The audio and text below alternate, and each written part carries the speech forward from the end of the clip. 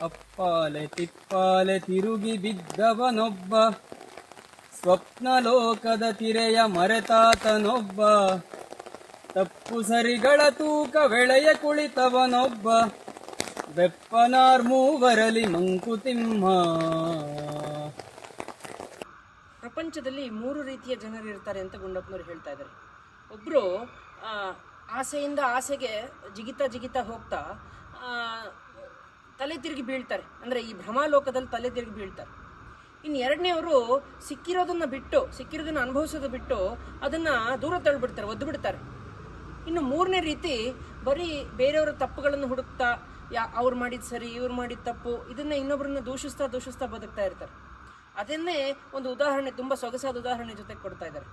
ಈಗ ಗಿರ್ಗಿಟ್ಲೆ ಆಟದಲ್ಲಿ ತಲೆ ತಿರುಗಿ ಬೀಳ್ತೀವಲ್ಲ ಆ ರೀತಿ. ಮತ್ತು ಒಬ್ಬ ಭಿಕ್ಷುಕ ಮನೆಗೆ ಇದು ಭಿಕ್ಷೆ ಬೇಡ್ಕೊಂಡು ಬಂದು ಕೊನೆಗೆ ಒಂದು ಕಡೆ ಕೂತ್ಕೊಂಡು ಏನೋ ಕನಸು ಕಾಣ್ಕೊಳ್ತಾ ಬಂದಿರೋ ಭಿಕ್ಷೆನ ಒದ್ದು ಬಿಡ್ತಾನೆ. ಇನ್ನೊಬ್ಬ ಈ ರೀತಿ ಲೆಕ್ಕಾಚಾರ ಹಾಕ್ತಾ ಇರ್ತಾನೆ. ಈ ರೀತಿಯ ಜನರ ಮಧ್ಯೆ ನಾವು ಯಾವುದನ್ನು ಮಾಡಬೇಕು ಅಂತ ಗೊತ್ತಾಗದೆ ನಾವು ಬೆಪ್ಪಾಗ್ಬಿಡ್ತೀವಿ ಅಂತ ಹೇಳ್ತಾ ಇದ್ದಾರೆ. ಇದನ್ನು ಸಂಪೂರ್ಣವಾಗಿ ಬಿಡಬೇಕು ಅಂತ ಗುಂಡಪ್ಪನವರ ಒಂದು ಸೂಚನೆ. ಅದನ್ನು ಪಾಲನೆ ಮಾಡೋಣ ಅಂತ ನನ್ನ ಅಭಿಪ್ರಾಯ. ನಮಸ್ಕಾರ.